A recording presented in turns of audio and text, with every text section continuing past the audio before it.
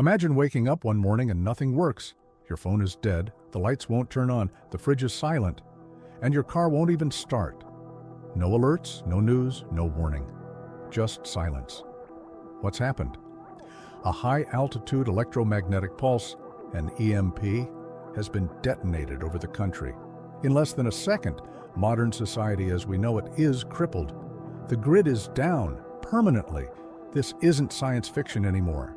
It's a real, well-documented threat, and if you're just getting started on your prepping journey, this might be one of the most critical scenarios you need to prepare for. An EMP, whether triggered by a nuclear weapon in the upper atmosphere or caused by a massive solar flare from the sun, could wipe out most unshielded electronics across the nation in the blink of an eye. This includes everything from smartphones and laptops to modern vehicles, hospital equipment, and the power grid itself. And the scariest part? You won't hear it. There will be no explosion, no flames, no smoke. Just a silent flash above the atmosphere, invisible to the naked eye, but powerful enough to send us back 100 years technologically in an instant. There are three primary phases of an EMP. The first, the E1 pulse, is the fastest and most destructive to electronics. It fries circuit boards instantly. The E2 pulse, similar to a lightning strike, can further damage systems that were left vulnerable. And the E3, the slowest wave, wreaks havoc on long-line infrastructure like transformers and power lines, effectively ensuring that once the power goes out, it's not coming back anytime soon. In today's world, where even our food supply chains rely on just-in-time digital logistics, the ripple effect of that loss would be catastrophic. So how do we prepare for something like this?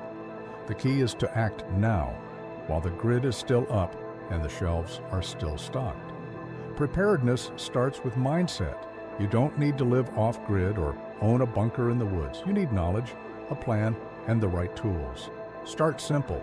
Focus first on essentials like food, water, shelter, and communication. Stockpile at least 3 months of non-perishable food, enough to feed everyone in your household. Canned goods, dry beans, rice, freeze-dried meals, anything that doesn't require refrigeration or complex preparation. Store plenty of clean drinking water and invest in ways to collect and purify more over time, like gravity filters or water purification tablets. Learn how to boil water safely and what natural sources nearby could be used in an emergency. When it comes to communication, modern cell towers and the internet will likely be toast after an EMP. That is why you want a battery-powered or hand-crank emergency radio capable of picking up NOAA or ham signals. Better yet, shield it in a Faraday cage, a simple metal box or container that blocks electromagnetic radiation. You can build one yourself using a metal trash can lined with cardboard or buy one pre-made. Inside, store radios, solar battery banks, walkie-talkies, USB drives with essential documents, and even a basic laptop if you can spare one. All it takes is one pulse, and anything unprotected is gone for good.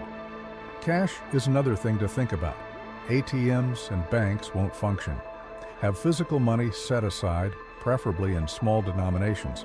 In a prolonged blackout, bartering may become common, so stock up on items that might hold trade value like batteries, lighters, over-the-counter medications, even extra food or hygiene products. Your shelter should be a place where you can live without power for weeks or even months. Can you heat it in winter without electricity? Do you have a backup cooking method, like a camp stove, solar oven, or wood-burning setup? Think beyond creature comforts. You need to be able to sleep, cook, clean, and defend yourself. And yes, defense matters.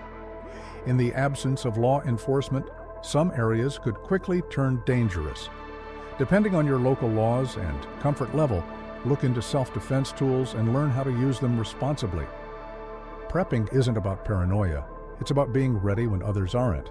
If you have a garden, even a small one, that's a huge asset. Start growing now. Learn how to grow fast-producing crops like potatoes, carrots, lettuce, and beans. Learn how to save seeds. Study edible plants in your region and basic foraging techniques. The more you can feed yourself without relying on stores, the better your odds in a long-term grid-down situation. Also, now is the time to brush up on basic survival skills: fire making, knot tying, first aid, food preservation, and home repairs. All these things become critical when help isn't coming. When the EMP actually hits, it'll be sudden. That moment is when everything changes. If you're lucky enough to recognize what's happened, like multiple cars stalling out at once or a total communications blackout, act fast. Get to your shelter, check your supplies, shut down and unplug any electronics that weren't protected. Use your radio to listen for official news or distress signals. Your first few hours and days will set the tone for your survival. Conserve your resources. Don't burn through food and water as if resupply is coming. It's not. At least not for a long while. Create a rationing plan. Establish a new daily routine. And more importantly, check on your neighbors. Community might be the only real safety net you have. Good prepping isn't just about what's in your bug-out bag. It's about leadership, cooperation, and smart decision-making. People working together survive longer than people fending for themselves. Pool your skills, share knowledge, and keep a close eye on security. The absence of law doesn't just mean the absence of justice. It means that justice is in your hands now. In the long term, you'll need to adapt. Fuel will run out. Medical supplies will be depleted. Technology will stop working. You'll need to learn how to live like people did before the Industrial Revolution. But with one advantage: you've prepared. You saw the signs, you acted early, and while others panic, you're calm because you planned for this. Maybe your vehicle still works because it was an older model without a computer. Maybe your generator fires up because you shielded its components. Maybe your kids are safe and fed because you had the foresight to store food, water, and medicine. And when it comes time to rebuild, people will look to those who were ready. Preppers won to just survive the collapse. They'll be the ones laying the foundation for what comes next. You won't just be hiding out. You'll be teaching others how to purify water, grow food, fix tools, and organize fair systems. You'll be the seed of a new community, one that remembers what was lost, but more importantly, knows how to move forward without it. So if you've been putting off your prepping journey, let this be the wake-up call. Because once the grid goes down, it's too late to start preparing. Build your knowledge, gather your supplies, connect with your community, shield your gear, learn the skills, stay alert, stay ready, and above all, never assume it can't happen here. If this video helped you understand what an EMP really means and how to prepare for it, make sure to give it a thumbs up. Share it with someone who needs to hear this before it's too late. Subscribe for more deep dive prepping guides and practical survival strategies. And remember, the best time to prepare was yesterday. The second best time is now.